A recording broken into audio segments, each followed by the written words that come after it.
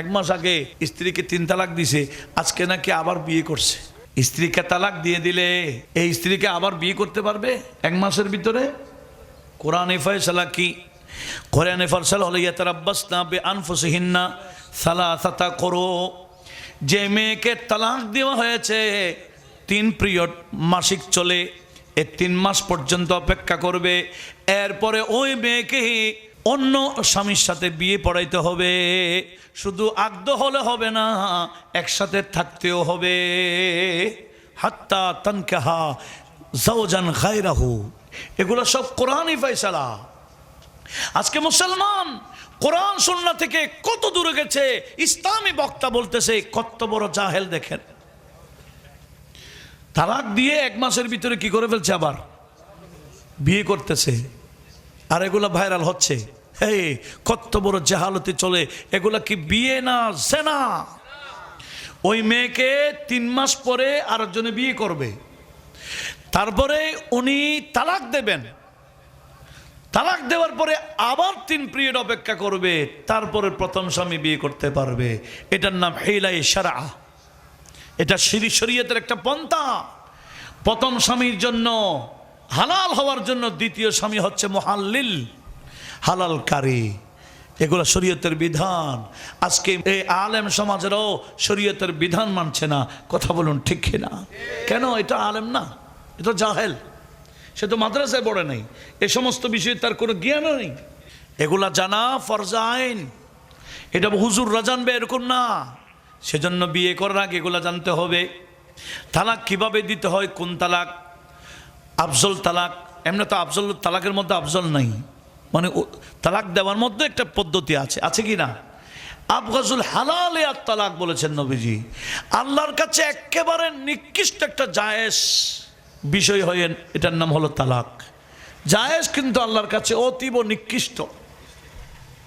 এখন কথায় কথায় তালাক দিয়ে দেয়, আর আমাদের কাছে আসে কান্দে, হুমা তো তালাক কেন দিলা, কাঁদছো কেন? আবার তালাক দেওয়া, ডিভোর্স দেওয়া, এটা একটা সামাজিকভাবে বেদি হয়ে গেছে। কথা বলুন ঠিক না? কেন? নবীর সুন্নাহ, নবীর আদর্শ না। এ বিয়ে করার আগে নবীর আদর্শ কি? আমার নবীজি স্ত্রীদের সাথে কি আচরণ করেছেন, কোরআন সুন্নাহর আলোকে এদেরকে প্রশিক্ষণ দিতে হবে। আর স্ত্রীদের উচিত স্বামীর হক কি এগুলা জানা, স্বামীর অধিকার কি এগুলা নিয়ে চর্চা করা। এই জ্ঞান অর্জন করলে ওই স্ত্রী কখনো স্বামীর দিকে হাত বাড়াবে না, বড় আওয়াজে কথাও বলবে না।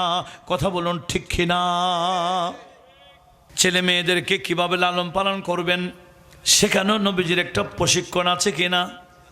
আমার নবীর পক্ষ থেকে আমাদেরকে প্রশিক্ষণ দেওয়া হয়েছে। আমার নবীজি প্রশিক্ষণ দিয়েছেন, আমাদেরকে বললেন তোমরা বাচ্চাদেরকে প্রশিক্ষণ দিবা।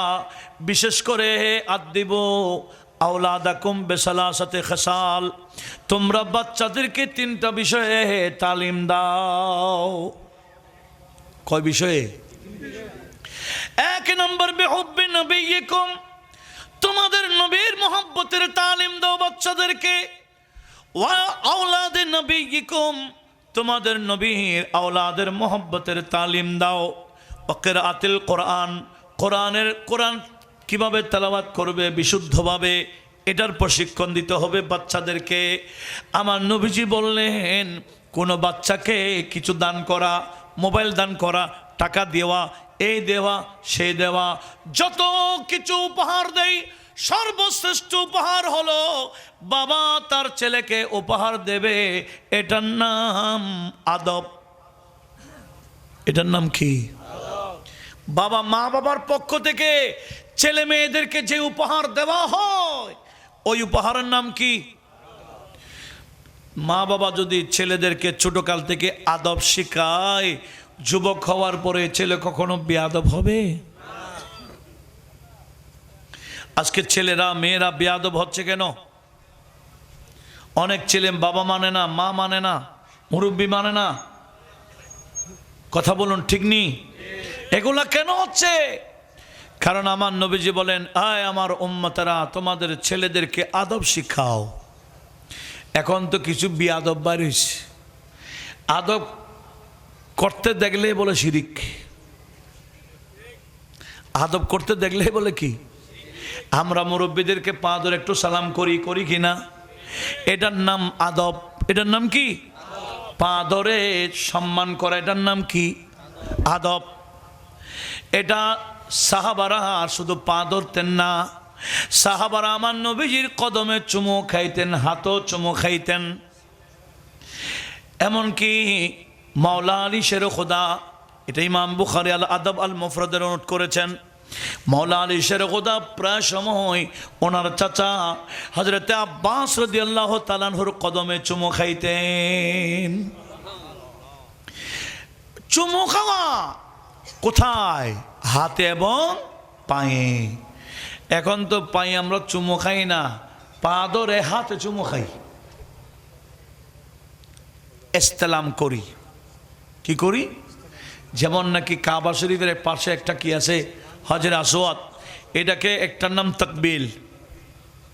চুমু খাওয়া এটা তাজিম, সম্মানের জন্য। আরেকটা হলো চুমু খাইতে গেলে আমাকে চেপে মেরে ফেলবে, আমি দূর থেকে ইসলাম করবাম বা কিছু দিয়ে কিছু লাগাইয়া, লাঠি টাঠি ওখানে লাগাইয়া ওটা থেকে চুমু খাইলাম, এটার নাম ইসলাম।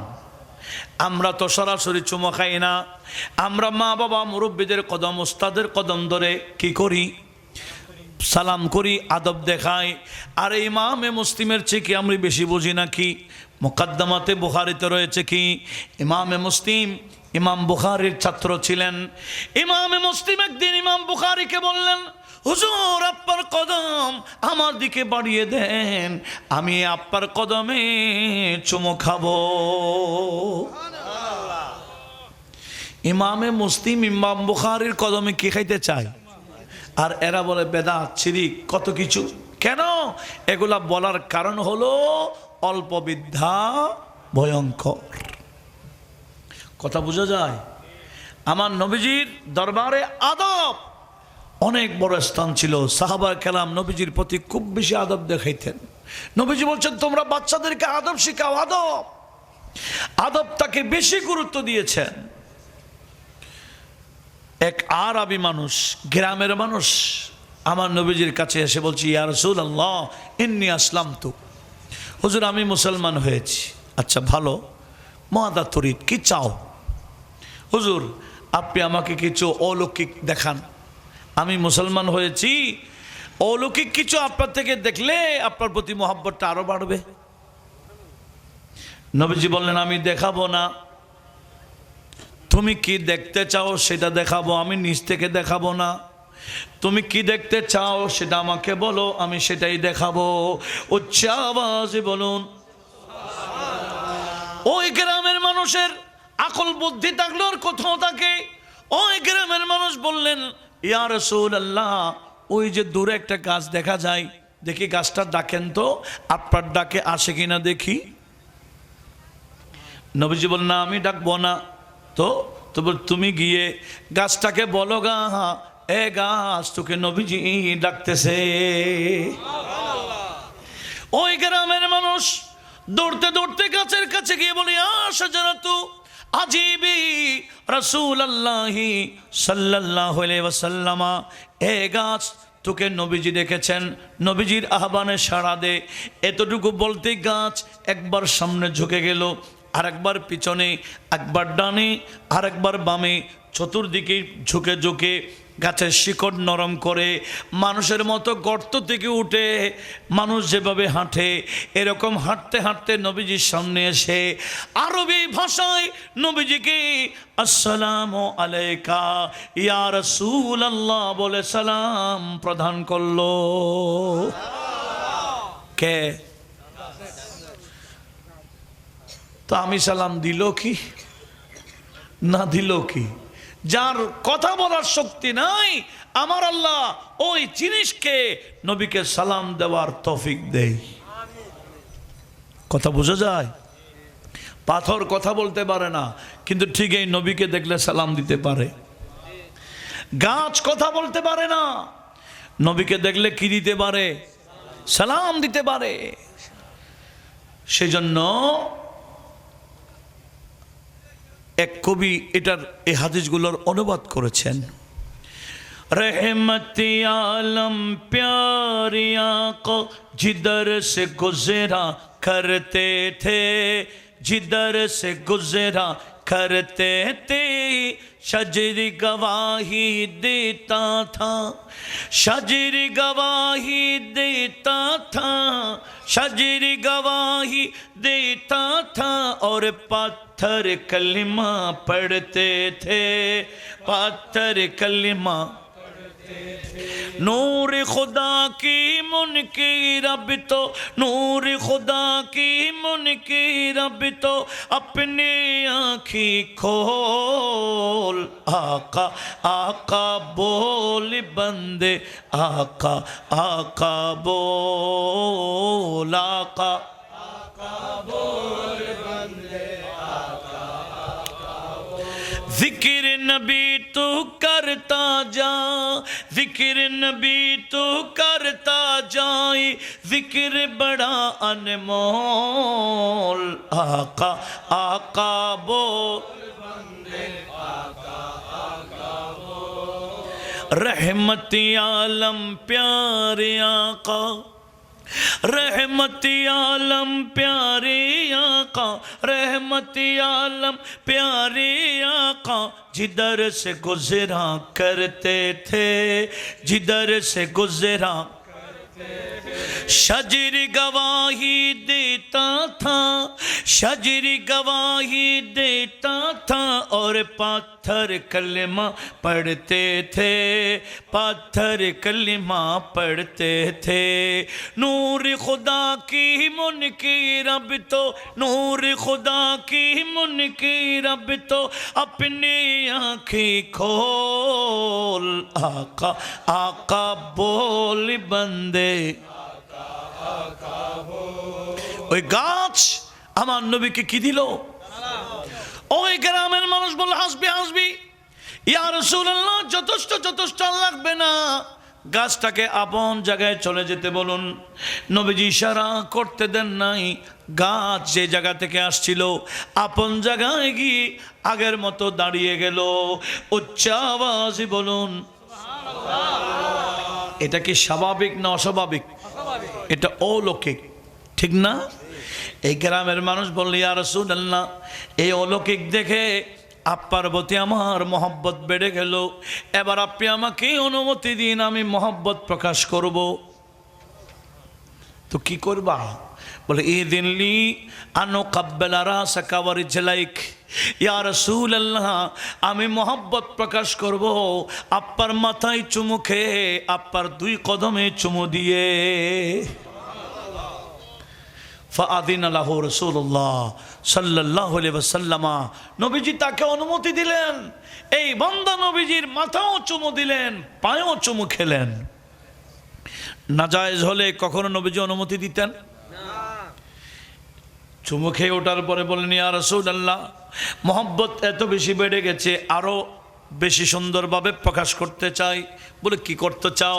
বলে ইদিনলি আন আসজুদা লাক, ইয়া রাসূলুল্লাহ আপনাকে সিজদা দেওয়ার অনুমতি দিন, আমি সিজদা দিয়েই মহব্বত প্রকাশ করব। নবীজি বলেন লা তাসজুদ লি, আমার শরীয়তে সিজদা দিয়ে মহব্বত প্রকাশ করা এটা কোনো সৃষ্টির জন্য জায়েজ নাই। এটা কার জন্য? স্রষ্টার জন্য। কার জন্য? স্রষ্টার জন্য সিজদা। কোন সৃষ্টিকে সিজদা দেওয়ার অনুমতি আমার শরীয়তে ইসলামিয়ার মধ্যে আমি রাখি নাই। একটু জোরে বলুন। অনেকে মহব্বত প্রকাশ করে সিজদা দিয়ে। যে জমানায় মাজারে গেলে শিরিকের ফতোয়া মারে, সেই জায়গায় আমি মাজারে সিজদা কেন দিব? আমি কেন আহলে সুন্নাত ওয়াল জামাতকে কলঙ্কিত করব? কি দরকার? এত আবেগের স্থান তো আমাদের সুন্নিয়তে নাই। কথা বলুন ঠিক কিনা? আল্লাহ সবাইকে এই বিষয়ে একটু সতর্ক হয়ে যাওয়ার তৌফিক দান করুক। বড় আওয়াজে বলি না আমিন। কি বলতে চাচ্ছিলাম? তাহলে আদব পায়ে আমরা তো পা ধরি মাত্র, যেখানে নবীজি পায়ে চুমো খাওয়ারও কি দিয়েছেন? অনুমতি দিয়েছেন। তো কি বলতে চেয়েছিলাম, আমাদের নবীজি বললেন তোমরা ছেলেদেরকে বাচ্চাদেরকে আদব শিখাও, আদব। আমি নবীর শরীয়ত শিখাও, নামাজ শিখাও, কোরআন শিখাও। বেহায়াপনা কাকে বলে এটা শিখাও, বেহায়াপনা থেকে দূরে থাকার এগুলা প্রশিক্ষণ ছোটকাল থেকে দিতে হবে। নবীজি বললেন লিকুল্লি দীনিল খুলুকা, প্রত্যেকটা ধর্মের এক একটা চরিত্র আছে। আর আমি নবী তোমাদেরকে যে ধর্ম দিচ্ছি এই ধর্মের নাম ইসলাম। ওয়া খুলুকুল ইসলামি আল হায়া, ইসলাম ধর্মের চরিত্রের নাম হলো হায়া, লজ্জা শরম। এখন আছে প্রত্যেকটা ধর্মের এক একটা চরিত্র আছে। আমার নবীজি বললেন আমি নবী যে দিন তোমাদেরকে দিয়ে যাচ্ছি ইসলামের চরিত্রের নাম কি? সবাই বলেন হায়া, লজ্জা শরম। এখন মুসলমানদের কাছে হায়া শরম আছে? হায়া শরম থাকলে মা বাবা একসাথে, মা বাবা ছেলে মেয়ে একসাথে ফিল্মগুলা দেখতে পারতো না। দেখে কিনা? হায়া থাকলে মা বাবা ছেলে মেয়ে ভাই বোন ছোট ভাই বোন একসাথে কক্সবাজারে গিয়ে বেহায়াপনা দেখতে পারতো না। কথা বলুন ঠিক কিনা? হায়া থাকলে কখনো বিয়ে শাদীর মধ্যে নারীরা বেপরদাই এভাবে যেতে পারতো না। মেয়েদেরকে শুধু বউ না, ওল্ড বউ, হবু বউ, যত বউ এদেরকে সাজাইয়া প্রদর্শনী দেয় কিনা? আপনাদের এদিকে নাই মনে হয়? বিউটি পার্লার নাই, ক্লাব নাই। একটা দুঃখ তো ক্লাবের পাশ দিয়ে ঢুকছি মনে হয়। হ্যাঁ, এখন তো ক্লাবের মধ্যে কি যে বেহায়াপনা চলে। অনেক ক্লাবের মধ্যে নারী পুরুষের কোনো ভিন্নতার পরিবেশও নাই, পর্দার কোনো সিস্টেমেই রাখে নাই। কথা বলুন ঠিক কিনা? হায়া থাকলে কখনো নারী পুরুষ এক টেবিলে কখনো পানাহার করতে পারতো না। এখন খাচ্ছে কিভাবে? বলে হায়া তো নাই। হায়া আমাদের সমাজ থেকে বিদায় দিয়ে ফেলেছি। হায়া থাকলে কখনো এই বিয়ে শাদীর অনুষ্ঠানে বেহায়াপনা করতে পারতো না। এই বিভিন্ন এই যে স্কুল কলেজের মধ্যে বাৎসরিক শেষে যখন ছুটি হয়, পরীক্ষা যখন শেষ হয় বা ক্লাস যখন শেষ হয়ে যায়, এই মেয়েরা ছোট ছোট বাচ্চা, এই ছেলেরা মেয়েরা একে অপরের কাপড়ের মধ্যে রেখে দেয়, রং মারামারি করে। বিভিন্ন এটার নম্বরে র্যাক ডে নামে বিভিন্ন বেহায়াপনা শিক্ষা প্রতিষ্ঠানে চলে কিনা? কেন? হায়া নাই। এই বেপরদাইয়ের কারণে আজকে হায়া কাকে বলে আমরা ছোটকাল থেকে মেয়েদেরকে পর্দার তালিম দিই নাই।